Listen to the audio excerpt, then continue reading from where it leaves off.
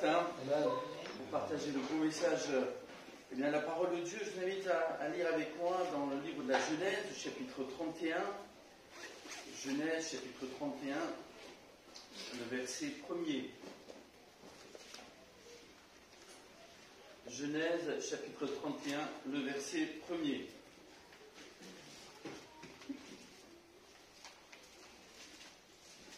On est à un moment important de la vie de Jacob où il va quitter son beau-père, il va aller vers son héritage.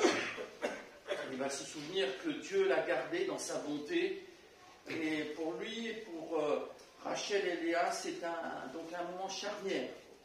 Alors nous lisons ensemble ces beaux versets. Jacob entendit les propos des fils de Laban, qui disaient: Jacob a pris tout ce qui était à notre père, et c'est avec le bien de notre père qu'il s'est acquis toute cette richesse.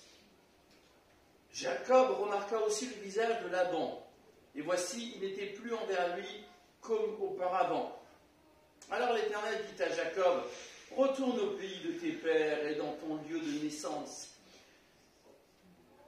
Et je serai, on le dit ensemble, avec toi. Je serai avec toi. Et je serai avec toi. Le Seigneur est avec nous ce matin aussi. Amen. Et c'est l'essentiel.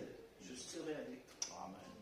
Jacob fit appeler Rachel et Léa qui étaient au champ vers son troupeau. Il leur dit: je vois au visage de votre père qu'il n'est plus envers moi comme auparavant. Mais le Dieu de mon père a été Avec moi. avec moi.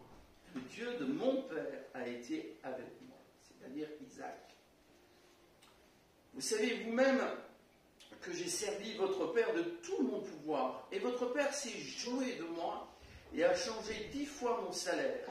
Mais Dieu ne lui a pas permis de me faire du mal.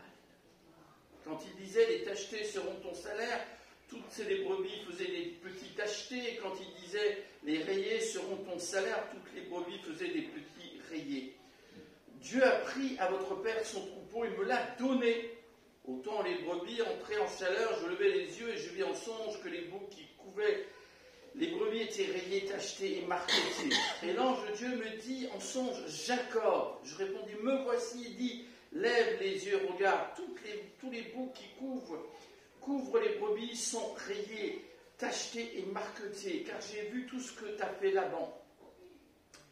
Je suis le Dieu de Béthel, où tu as oint un monument, où tu m'as fait un vœu. Maintenant, lève-toi, sors de ce pays et retourne au pays de ta naissance.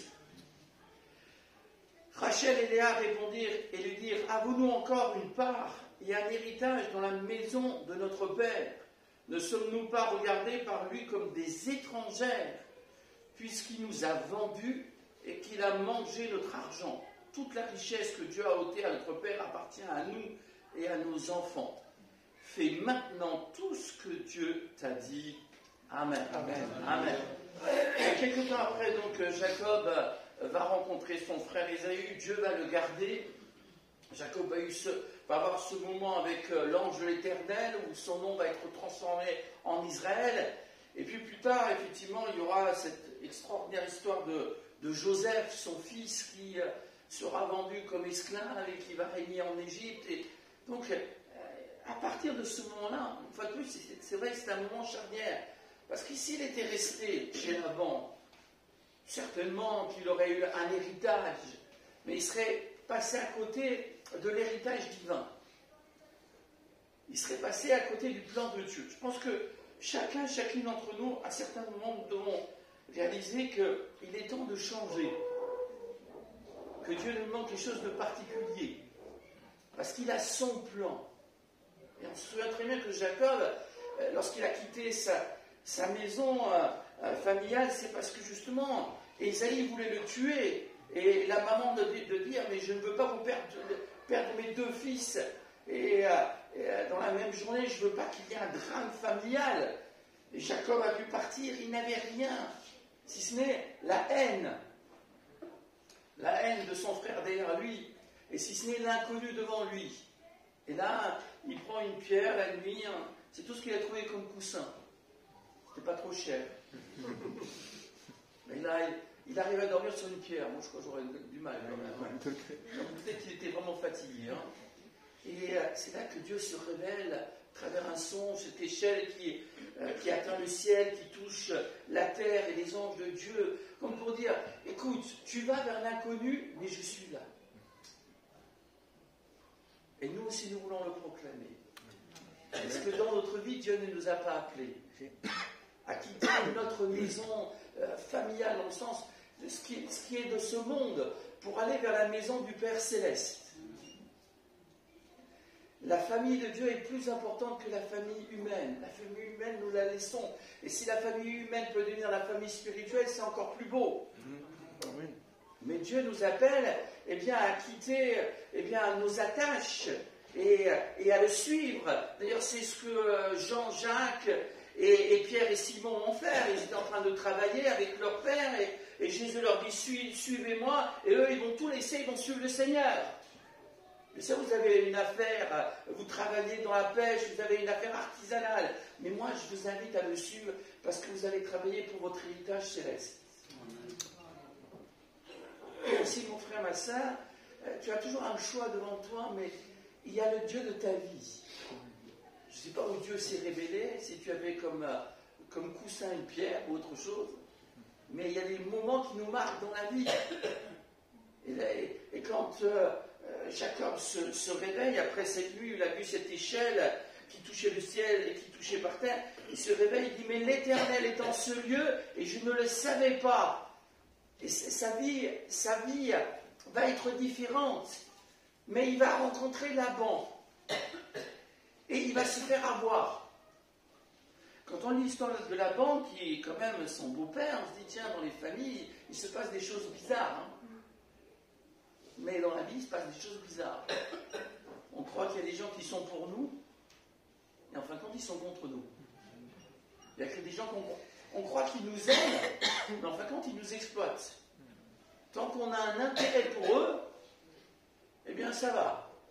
Mais en réalité, c'est parce que justement, ils ne pensent qu'à eux. Et quand Laban a vu Jacob, il s'est dit, ah ben celui-là, je vais le mettre dans la poche. Il va servir mes intérêts, mes troupeaux. À l'époque, ce qui comptait, ce n'était pas les filles, les femmes n'avaient aucune importance. Pour Laban, ce qui comptait, c'était ses fils. Et il s'en fichait aussi, n'est-ce pas, de son neveu. Il s'en fichait complètement. Je crois qu'ici-bas, dans ce monde, nous vivons la même chose. Laban, c'est justement un symbole, une image de ce monde. On vous oublie très vite quand vous n'êtes plus intéressant. On vous jette très vite. Et voilà, vous êtes aux oubliettes. Et ce monde, il est ainsi. Il y a beaucoup de tristesse.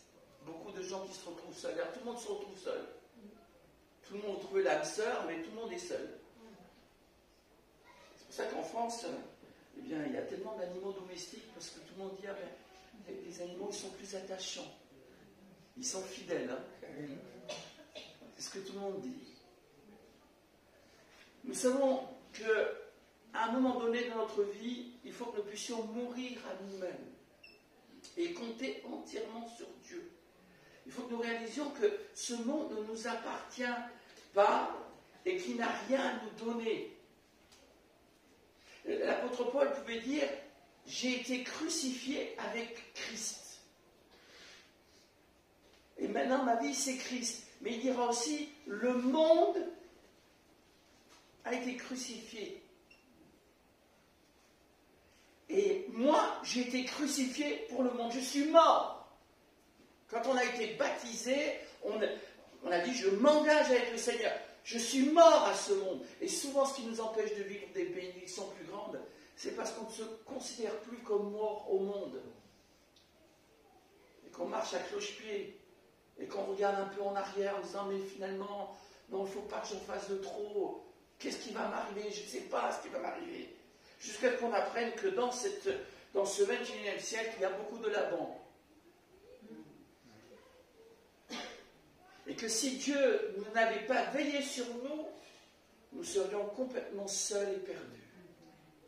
Mais Dieu, dans sa bonté, nous a envoyé son Fils. Amen. Alléluia.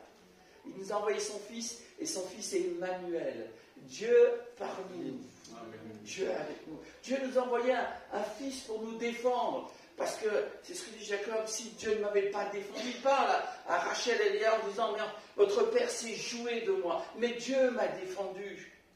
Et j'ai fait un vœu à ce Dieu à Bethel, et ce Dieu maintenant, il s'est de nouveau révélé à moi, et je veux le suivre. Alors, d'étape en étape dans notre vie, nous devons faire des progrès. Je ne sais pas où tu en es en ce moment, mais Dieu veut que tu lui obéisses. Dieu veut que tu montes plus haut. Dieu veut que tu comprennes que ce monde n'a rien à t'apporter. Dieu veut que tu comprennes qu'il y a l'ombre de l'Antichrist qui est là et bientôt nous le verrons. Et que ce monde est de plus en plus envahi par les ténèbres. Et que notre espérance, c'est d'attendre le jour où Jésus-Christ va se lever de son trône éternel, va venir vers nous et que nous irons avec lui. Alléluia. Nous attendons le jour de l'enlèvement. Mon frère, ma soeur, où est ton héritage ? Il est ici-bas ou il est dans le ciel ? Dans le ciel. Il est dans le ciel. Où est ton héritage ? Pour qui est-ce que tu travailles ? Est-ce que tu travailles encore pour Laban ? Ou est-ce que tu travailles pour celui qui a dit travailler non pour la nourriture qui périt, mais pour celle qui subsiste pour la vie éternelle. Amen. Oui, nous voulons travailler pour le ciel. Et nous voulons bénir le Seigneur. Alors j'aimerais attirer votre attention sur ce verset 14. J'aime bien ce que Rachel et Léa vont répondre, parce que leur mari leur pose cette question, et elles vont répondre et vont dire, avons-nous encore une part et un héritage dans la maison de notre Père ? Et nous pourrions nous aussi nous poser cette question et répondre, mais non, nous n'avons aucune part ici-bas. Parce que là où est ton trésor, Là aussi, là aussi sera ton cœur. Il est où ton trésor ? Il est dans les choses d'ici-bas. Non, dans les cieux. Oui, dans les choses éternelles. Ce qui t'empêchera de vivre des choses plus belles avec le Seigneur, c'est ce fait de toujours penser que tu as quelque chose de spécial à vivre ici-bas. Et le diable et le monde te disent, mais non, mais tu verras, ça va bien se passer. Mais ça ne va pas bien se passer. Parce que le péché nous amène à la mort. Le péché va tout manger. Ça va mal se passer si tu n'écoutes pas la voix du Seigneur. Mais si tu suis le Seigneur, si tu perds ta vie, tu la gagneras pour la vie éternelle. Amen. Et tu verras la gloire de Dieu. On va lire quelques versets dans l'épître de Jacques. On va lire ensemble Jacques chapitre 2 verset 5.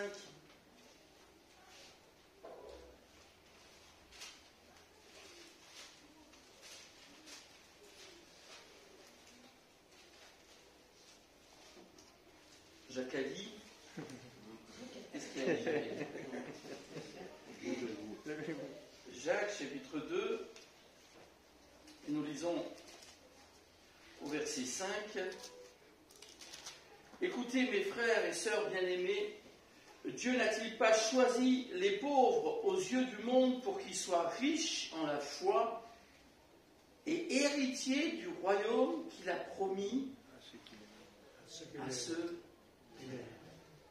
Il y a un héritage.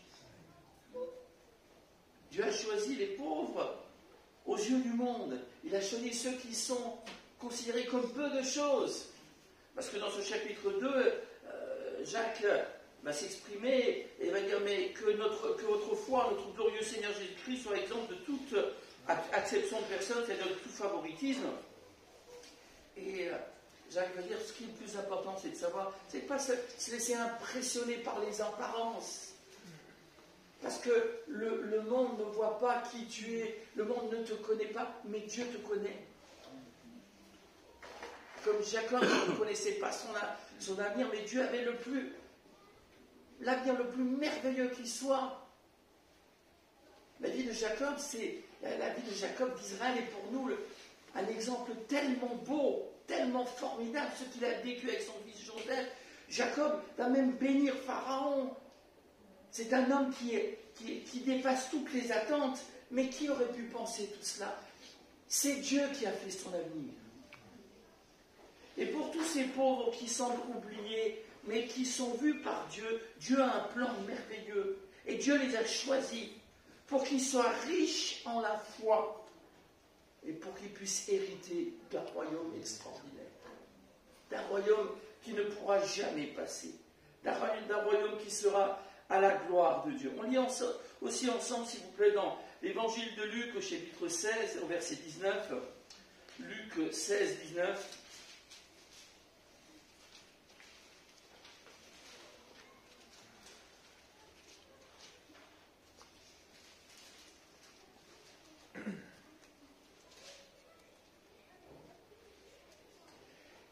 Il y avait un homme riche qui était vêtu de pourpre et de fin lin et qui chaque jour menait joyeuse et brillante vie.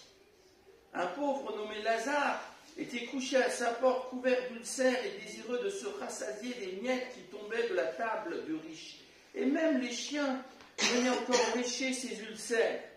Le pauvre mourut et il fut porté par les anges dans la présence, dans le sein d'Abraham. Le riche mourut aussi, parce que les riches meurent aussi. Les milliardaires ils meurent aussi. Les gens des médias meurent aussi. Ça fait toujours sourire. Il a fait ceci, il a fait cela. Il a remporté tellement de médailles. Il était célèbre. Mais il est mort. Et maintenant, qu'est-ce qu'il y a? Il est mort. Il n'est pas connu parce qu'il aimait le Seigneur. Parce qu'il a aidé les autres. La célébrité, la richesse ne sont rien. Ce qui compte, c'est l'amour. La plus grande des choses, c'est l'amour. La foi est indispensable. L'espérance est essentielle. Mais la plus grande des choses, c'est l'amour. Alléluia. Et alors, la réalité est là. Dans le séjour des morts, il leva les yeux et tandis qu'il était en proie au tourment, il vit de loin Abraham et Lazare dans son sein. Et il s'écria, Père Abraham, aie pitié de moi. Et envoie Lazare pour qu'il trempe le bout de son doigt dans l'eau et me rafraîchisse la langue, car je souffre cruellement dans cette flamme. Et alors, c'est là que c'est terrible pour cet homme. Il se rend compte qu'il a gâché sa vie. Son héritage, il l'a quitté. Quand le chrétien meurt, ce qui est extraordinaire, c'est qu'il découvre ses richesses. Il va vers son héritage. Quand celui qui est sans Dieu meurt, il perd tout. Son argent ne le suit pas. Ses richesses ne l'accompagnent pas.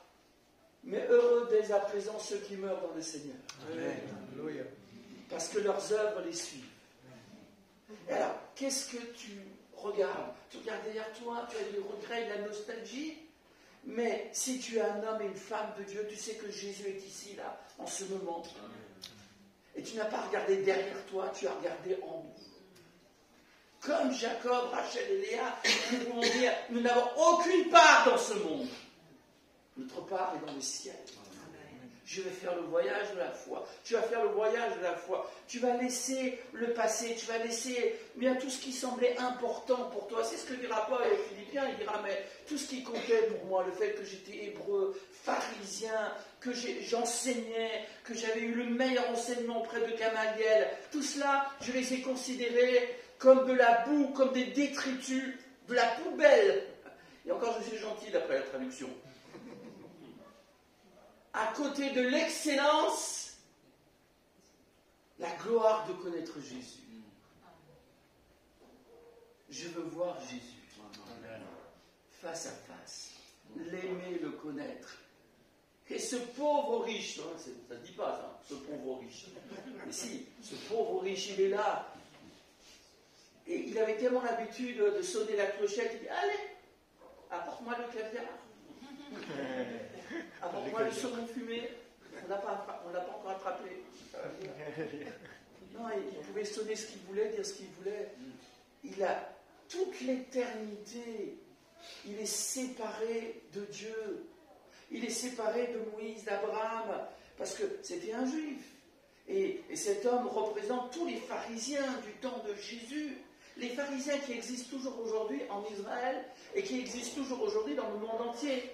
Ces gens religieux qui ont leur part ici-bas, qui en fin de compte sont avares, et qui oublient d'aimer leur prochain comme eux-mêmes, et qui oublient l'essentiel. L'essentiel, c'est d'aimer Dieu, notre Dieu. Amen. Amen. Si tu es venu au culte ce matin, c'est pour aimer Dieu. C'est pas parce que tu es obligé, c'est pas parce que tu as des bonnes habitudes, C'est pas parce que tu aimes M. Volé, M. Van Volé, si un petit peu quand même. Mais c'est parce que tu aimes Dieu. Le Seigneur ton Dieu de tout ton cœur, de toute ton âme, de toute ta force et toute ta pensée.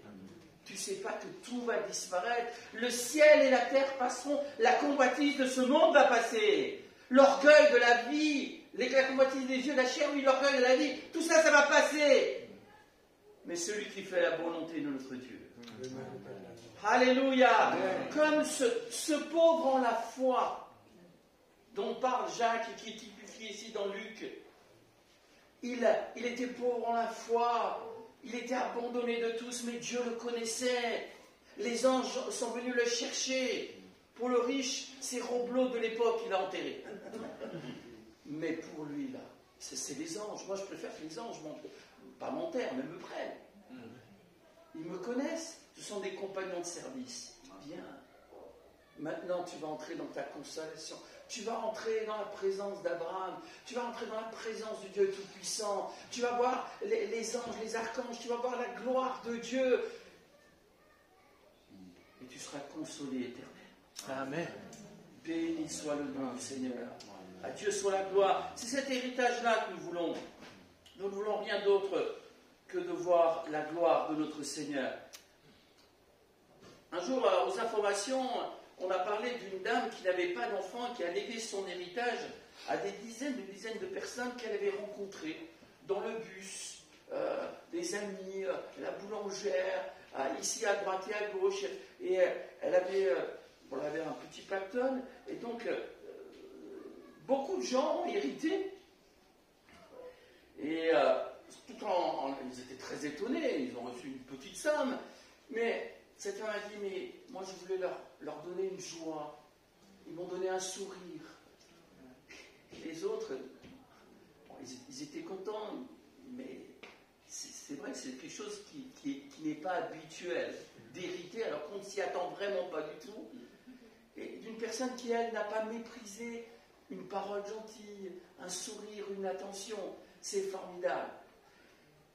Elle n'avait pas de famille. Et elle a donné ce qu'elle avait à ceux qui étaient autour d'elle. Mais j'aimerais qu'on parle des conditions de l'héritage. Pour nous, c'est différent. Pour hériter, nous avons besoin d'entrer dans une famille. Les conditions de l'héritage, entrer dans la famille de Dieu.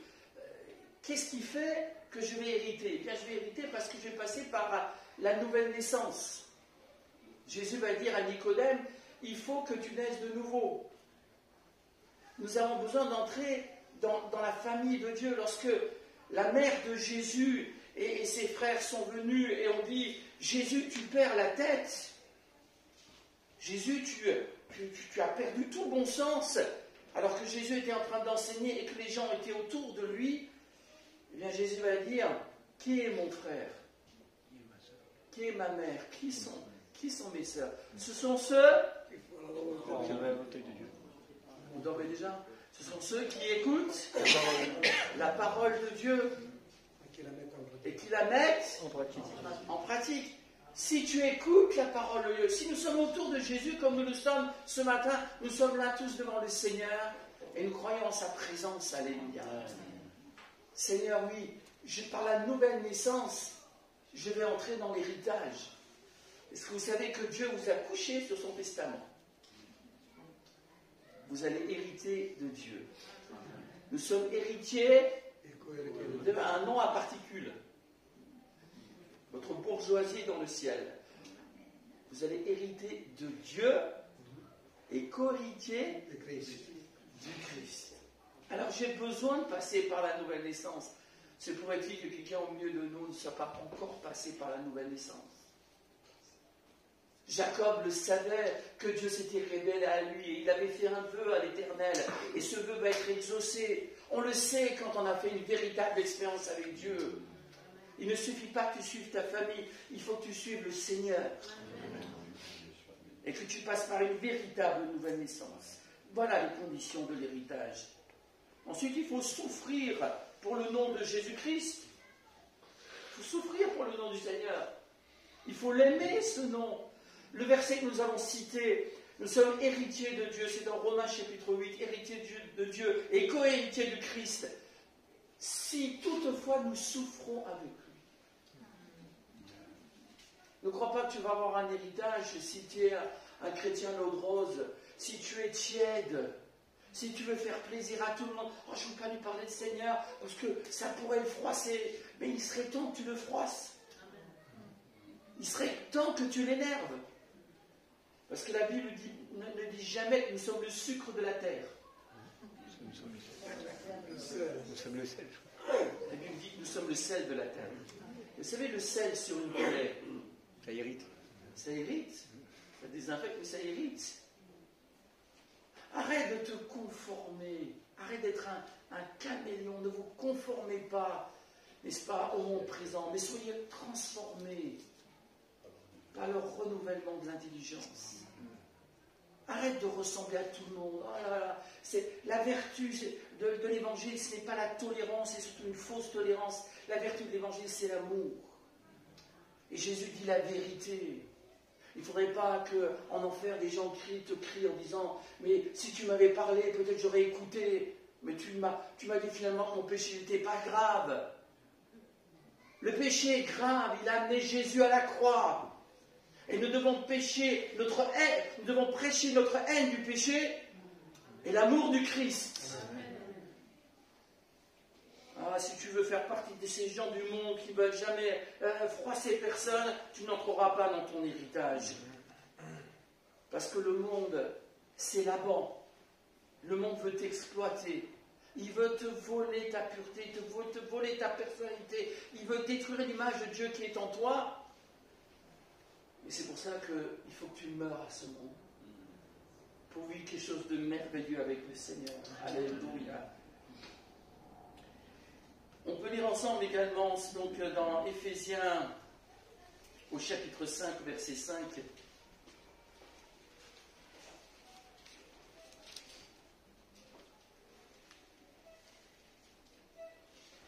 Car sachez-le bien, aucun impudique ou impur ou cupide, c'est-à-dire idolâtre, ceux qui aiment l'argent, eh bien, sont sous l'idole qui s'appelle Mammon, les richesses, n'a d'héritage dans le royaume de Christ et de Dieu.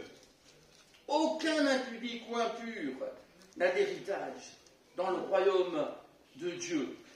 Vous pourrez également lire chez vous Job 31, verset 2. C'est Job qui dira « Mais je n'ai jamais porté les regards sur une herbe, parce que sinon le Seigneur ne m'aurait donné aucun héritage. » Et non, dans un monde où l'impudicité règne, où tout ce qui est désagréable à Dieu règne. Abraham était en face de Sodome et Gomorrhe, nous aussi nous sommes en face de Sodome et Gomorrhe. Et nous devons éloigner tout ce monde d'images qui sont impures pour plaire à Dieu. Parce que ce que Dieu veut, c'est notre sanctification. Alléluia. Colossiens chapitre 3, verset 23.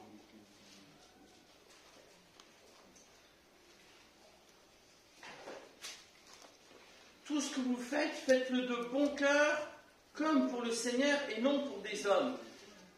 Quand tu vis, quand tu travailles, quand tu te lèves, quand tu te couches, quand tu manges, quand tu vis, tout simplement, fais-le pour Jésus.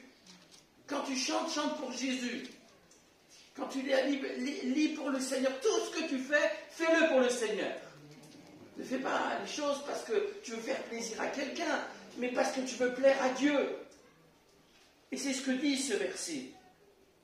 Sachant que vous recevrez du Seigneur, qu'est-ce qu'on recevra? On le dit tous ensemble. L'héritage pour récompense. Servez Christ le Seigneur. Jacob, Rachel et Léa vont dire, nous ne voulons plus servir Laban. Et nous disons, nous ne voulons plus servir ce monde. Rachel et Léa et Jacob vont dire, nous n'avons pas d'héritage auprès de Laban. Nous n'avons pas d'héritage ici-bas. Notre héritage est auprès du Seigneur. Si tu sers le Seigneur te le rendra au centuple. Tu seras récompensé. Dieu ne vole personne. Quand il a emprunté la barque de Pierre et qu'il a prêché, après il a dit « jette le filet ». Et Pierre a hésité en disant « mais non Seigneur, tu ne t'y connais pas ». Mais le Seigneur se connaît en tout. Il est compétent en tout. pour notre travail, pour le choix du conjoint, pour notre avenir, pour toute chose, pour toute décision. Il n'y a aucune sagesse, intelligence devant l'Éternel. Dieu sait toutes choses. Et Pierre va jeter les filets. Il va avoir une pêche miraculeuse qui va l'amener au pied du Christ. Alléluia. Ne sers pas les hommes. Si tu vas au travail, ne sers pas ton patron. C'est Christ que tu sers. Tout ce que tu fais, fais-le pour Jésus. Alléluia. Ce sont les conditions de l'héritage. Entrer dans la famille de Dieu, une nouvelle naissance, souffrir pour le nom de Jésus, faire toutes choses pour la gloire de Dieu. Alors, le nombre des héritiers. Vous savez que quand il y a un héritage, on s'est dit, moins il y a d'héritiers, mieux c'est. Hein? Ben, il y en aura plus pour moi. Hein. Je t'aime bien, mais non. Tu es le cousin de la 5e génération. Ciao. Et puis, souvent, il y a l'État aussi qui vient en disant, l'État dit, je suis l'héritier. Alors, il y a des gens qui se grattent la tête jusqu'à en devenir chaud pour dire, comment je vais mettre de côté pour que ceci et cela. Alors, ce qui est étonnant, c'est que nous, si on aime le Seigneur, on est content parce qu'on s'est dit, on aimerait qu'il y ait des héritiers. Mais oui. Parce que le nombre des héritiers, ils sont merveilleux, ils sont comme les étoiles dans le ciel. Et comme le sable sur le bord de la plage. À Dieu soit la gloire. Amen. Mais nous voulons qu'il y en ait d'autres qui soient héritiers. Parce que vous savez, Dieu est tellement riche qu'il peut enrichir tout le monde. Et c'est pas parce que moi je suis enrichi que l'autre va être pauvre. Mais ça, au niveau humain, c'est un peu comme ça. C'est là-bas, il raisonnait comme ça. Moi, bon, je veux bien l'aimer, Jacob. J'aime bien Rachel et Léa. Bon, c'est mes filles, mais quand même, c'est des filles. Mais j'aime surtout mes fils. Et moi, je leur donne tout à eux. Et ça, c'est l'amour humain. Mais l'amour divin dit, venez à moi, vous tous qui êtes fatigués. L'amour divin dit, venez tous. Venez car tout est déjà prêt. Allez dans les carrefours, allez chercher les estropiés, allez inviter tout le monde. Venez, venez, parce que la table de Dieu est prête, parce que le ruisseau de Dieu est rempli d'eau, parce qu'il y a du pain en abondance dans la maison de Dieu, parce qu'elle sera formidable la fête des noces de l'agneau dans le ciel. Alléluia. Il y aura à manger pour tout le monde. Il y aura un vêtement pour tout le monde. Il y aura des richesses pour tout le monde. Il y a plusieurs demeures. Il y a des milliards de demeures. Il y a une demeure pour toi. Il y a une récompense pour ton frère et ta sœur, mais une récompense pour toi. Alléluia. Béni soit le nom du Seigneur. Amen. Alors, nous disons, nous cherchons un autre héritier. Seigneur, couche-le sur ton testament aussi. Je ne serai pas plus pauvre, au contraire, je serai plus riche. À Dieu soit la gloire. Amen. Les conditions de l'héritage, le nombre des héritiers, l'assurance de l'héritage. Comment est-ce que tu sais que tu vas hériter? Et parfois, ça aussi c'est vrai. Hein. C'est ce qui est bien quand on est pauvre. Il y a un avantage à être pauvre. C'est que les gens qui nous aiment, ils nous aiment sincèrement. On est sûr. Quand vous êtes fauché, si les gens vous apprécient, c'est qu'ils vous apprécient. Hein. Mais ceux qui ont de l'argent et tout cela, ils ont toujours une pensée derrière la tête en disant, mais pourquoi il vient? Est-ce qu'il ne ferait pas du lobbying? Il n'aurait pas une arrière-pensée, hein? Et vu tous les faits divers que nous lisons, on n'est pas dans la fiction. Hein. Ça ne se passe pas que dans les films, hein, ça. Hein. Dans la vraie vie, il y a des choses qui sont horribles. Alors, j'aime la parole de Dieu. Moi, je sais, et vous savez aussi que vous allez hériter. Ne vous inquiétez pas. Éphésiens, chapitre 1er, verset 14. Même le verset 13. En Jésus, vous aussi, donc Éphésiens 1, 13, en Jésus, vous aussi, après avoir entendu la parole de la vérité, l'évangile de votre salut, nous avons entendu cette bonne nouvelle. Alléluia. Et nous avons cru. Et nous avons été scellés du Saint-Esprit qui avait été promis. C'est-à-dire que nous sommes propriété de Dieu. Nous sommes passés par les conditions de l'héritage. Nous sommes passés par la nouvelle naissance. Mais Dieu a un héritage pour tous ses enfants. Dieu n'oublie aucun de ses enfants. Alléluia. C'est merveilleux. Tous ceux qui prient notre Père qui est aux cieux vont hériter du royaume de Dieu.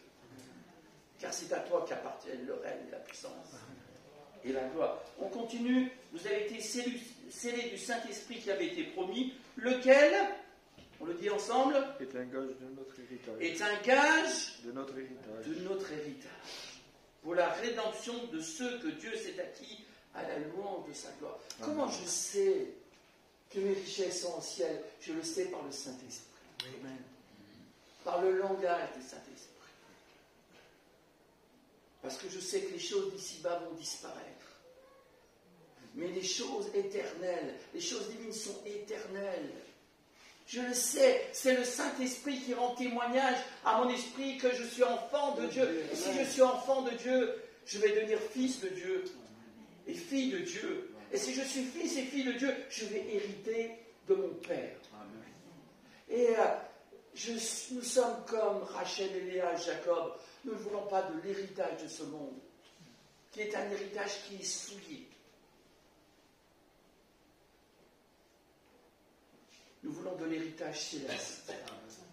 Et le Saint-Esprit nous le rappelle. Nous allons retrouver ceux qui nous ont quittés, frères et sœurs. Notre héritage, c'est de retrouver nos bien-aimés dans le ciel. Et nous allons voir Jésus. Celui que nous avons aimé sans l'avoir vu, nous le verrons parce que nous l'aimons. Alors, c'est quelque chose d'extraordinaire. L'assurance de l'héritage, Éphésiens 14. Et puis là, je termine par la grandeur de cet héritage. C'est un héritage qui est inattaquable. Vous pouvez noter ce verset, Ésaïe 54, verset 17. C'est un verset que tous les chrétiens connaissent par cœur.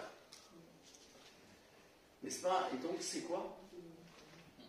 Ésaïe 54, 17, votre pasteur le sait, connaît par cœur. Comme vous également, c'est ce verset qui dit que toute langue qui s'attaquera en justice contre toi, tu la condamneras. Tel est l'héritage de ceux qui me font confiance.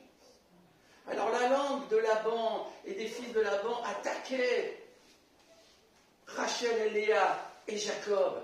Et vous avez toujours des gens qui veulent vous descendre et vous casser. Et vous avez l'accusateur de nos frères et sœurs. Vous avez la langue du diable qui nous accuse. Mais puisqu'il y a eu Ésaïe 53, puisque Jésus s'est donné à la croix du calvaire, puisqu'il s'est dévêtu pour nous revêtir, puisqu'il est notre grand frère, puisqu'il est l'héritier et qu'il a partagé son héritage de gloire, eh bien, toute langue qui s'attaquera en justice contre toi, tu la condamneras. Tel est l'héritage des serviteurs des sœurs. On va te reprocher des choses, mais Dieu va te défendre. Dieu te défend. Il est ton avocat auprès du Père. Et nous glorifions le Seigneur. Alléluia. C'est donc un héritage qui est grand parce qu'il est inattaquable, parce qu'il est inaltérable. 1 Pierre 1,4. Vous lirez ces versets chez vous. Il est éternel. Et puis, c'est un héritage qui est glorieux. J'ai noté aussi que ce qui, pour nous, compte surtout, c'est d'avoir un corps. Lorsque nous serons avec le Seigneur, lorsqu'il y aura l'enlèvement, la résurrection des chrétiens, ce qui est important pour nous, c'est que nous aurons un corps qui ne connaîtra plus l'arthrose, qui ne connaîtra plus les rhumatismes. Tu m'entends? Oui, j'entends, ça va, hein, c'est stéréo avec le Seigneur. Et j'ai oublié. Non, tu n'oublieras plus rien. Ne dis pas que tu as oublié. Tu ne vas pas mentir au ciel, tu ne peux pas oublier. C'est fantastique. Qu'est-ce qui est important pour nous? C'est de savoir que nous aurons un corps transcendé, comme Christ est ressuscité d'entre les morts, et que c'était son corps transcendé. Eh bien, nous aussi, nous ressusciterons d'entre les morts, et croyez-moi, Dieu est doué. Dieu ne fabrique pas des robots, mais quand Dieu répare, ce sera bien réparé. Et quand Dieu transforme, ce sera extraordinaire. Et ce qui est semé méprisable ressuscitera glorieux. Amen. Ce qui est semé charnel ressuscitera spirituel. Alléluia. Ce qui est semé infirme ressuscitera plein de force. Alors béni soit le Seigneur, Amen. Parce qu'il n'y aura plus de sécurité sociale au ciel. Parce qu'on n'aura plus besoin de payer des mutuelles. Qu'on n'aura plus besoin d'aller faire son IRM et son scanner. Béni soit le Seigneur. Amen. Allez, tu es en bonne santé. Il ne faut pas bête, on est toujours en bonne santé quand on aura ce corps merveilleux. Alléluia. Eh bien c'est ça. notre gloire, la grandeur de cet héritage, de servir le Seigneur pour l'éternité. Merci Jésus. J'aimerais quand même terminer par un verset parce que nous voulons tourner nos regards à la fin de ce message vers Jésus. Parce que nous savons que Jésus est l'héritier. On lit ensemble Hébreux chapitre 1.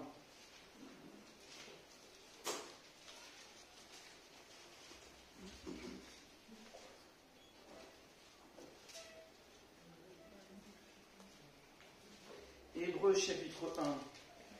Après avoir autrefois à plusieurs reprises et de plusieurs manières parlé à nos pères par les prophètes, Dieu dans ces derniers temps nous a parlé par le Fils qu'il a établi, on peut le dire tous ensemble, qu'il a établi un peu plus fort, héritier de toutes choses, par lequel il a aussi créé le monde et qui étant le reflet de sa gloire et de sa personne, et soutenant toutes choses par sa parole puissante, a fait la purification des péchés, s'est assis à la droite de la majesté divine dans les lieux très hauts.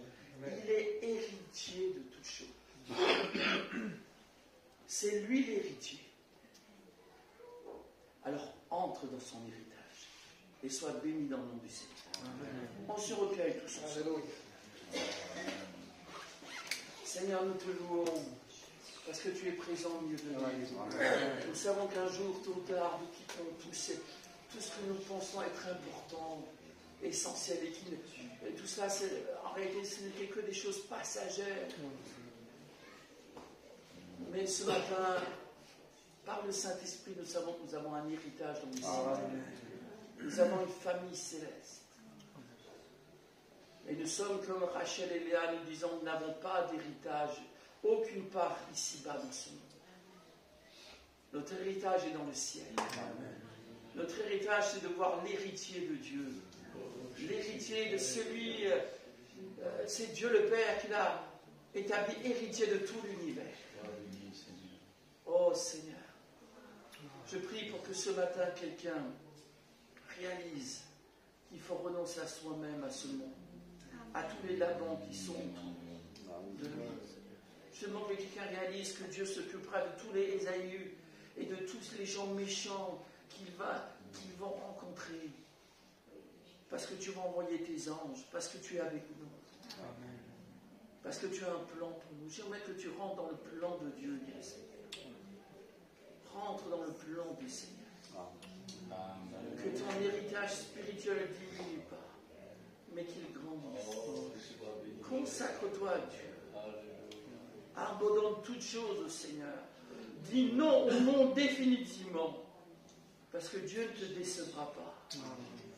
Ni Jacob, ni Rachel, ni Léa n'ont été déçus. Rachel va donner naissance à Joseph, un des hommes de Dieu les plus importants de la parole de Dieu de tous les temps. Léa va donner naissance à Judas, et Jésus vient de la tribu de Judas.